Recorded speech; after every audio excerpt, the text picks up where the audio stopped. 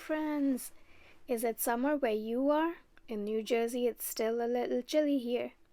Here I am bringing you a new card using the Heatwave stencil along with some Chroma Mists and some glitter glaze. I have the navy one here, a purple one, and I'm not sure what I'm going to use today, so let's see. I have here my A2 size panel ready along with the Heatwave stencil, which is the stencil in May, stencil of the month for May, and I have put it on to my stick and stamp mat and it's ready to go. Here's my box to catch all the splatter. I'm going to begin with the yellow right in the center.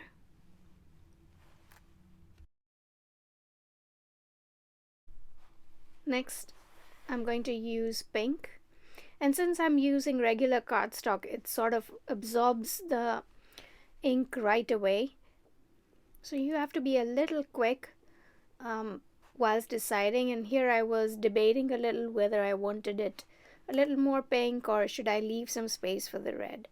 And next I'm going to use the candy apple red for the very edges of the card panel. And it is a stronger color, so once I laid it down, I did miss a few spots, so I simply took a paintbrush, and then there's plenty of ink sitting on top of the stencil. I just used that to kind of fill in the edges at the end that didn't get any color.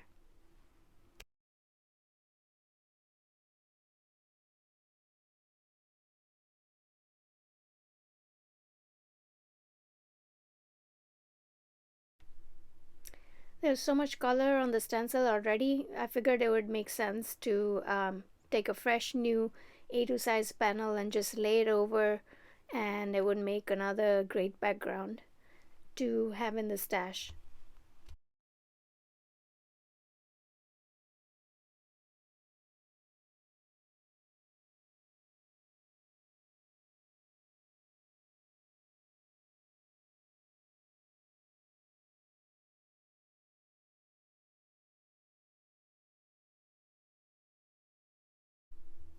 Isn't that beautiful?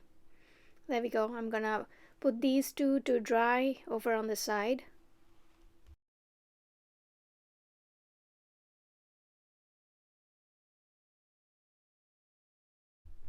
I'm going to quickly rinse out the stencil and clean up the desk.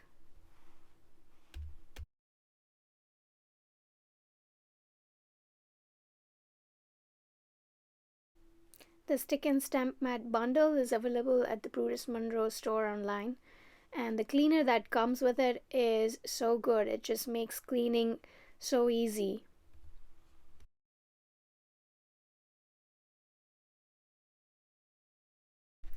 I'm going to use the heat tool here just to speed up the drying process and so that we can get on with the next step.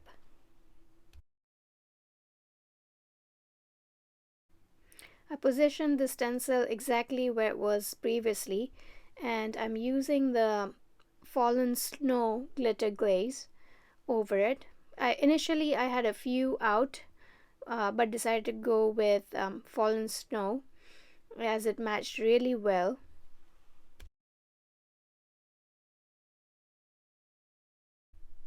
I couldn't locate my spatula, so I just took an extra credit card I had on hand and just used that. Works perfectly.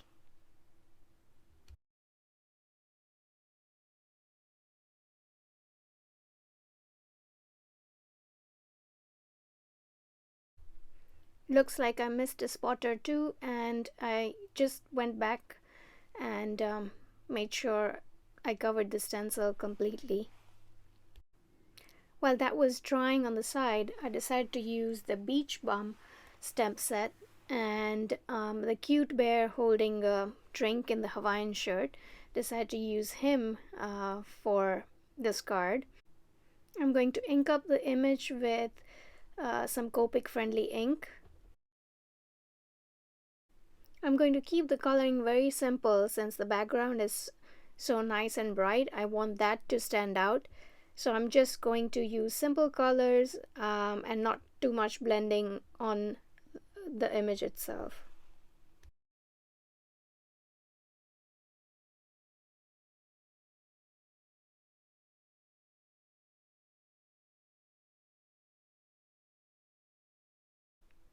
I only added very little color for the bear, I guess, the polar bear itself, and just a few kind of shadows, and then pretty much left him white to match the white space in the background.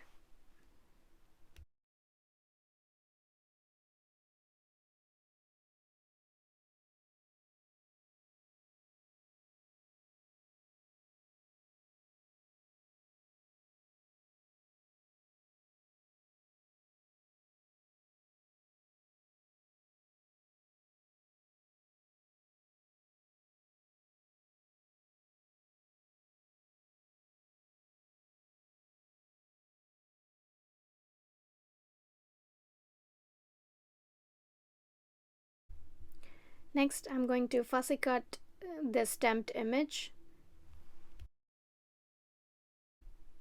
I like to leave a little white edge around the image just so that it makes it easier, especially when there are little um, edges in the image where you can't get very close.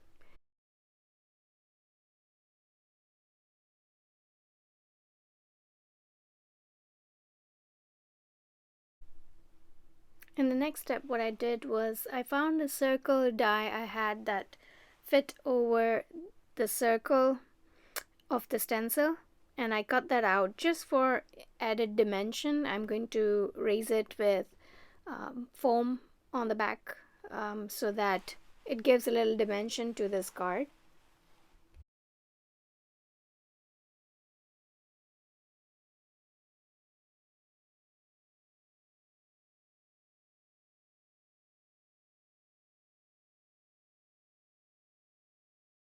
For the sentiment, I'm keeping it simple. I'm just going to stamp Aloha from this stamp set, and I'm going to add in some of those birds and a cloud.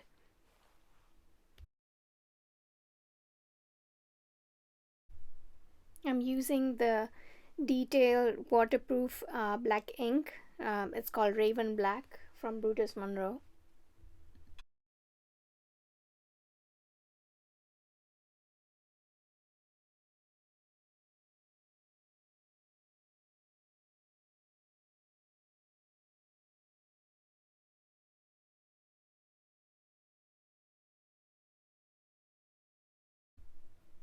Next, I'm going to glue down the panel that we had prepared. I'm just going to put some double-sided tape to help keep it flat.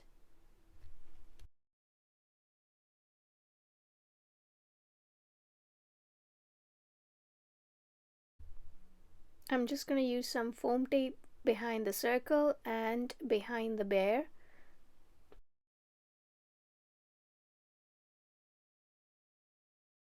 And finally, I'm going to add a few sequins just for some bling on the card.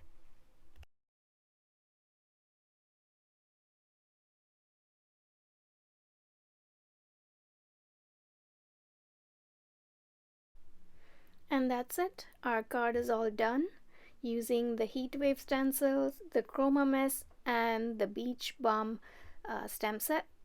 I hope you'll give this video a thumbs up if you liked it, and all the products are listed below.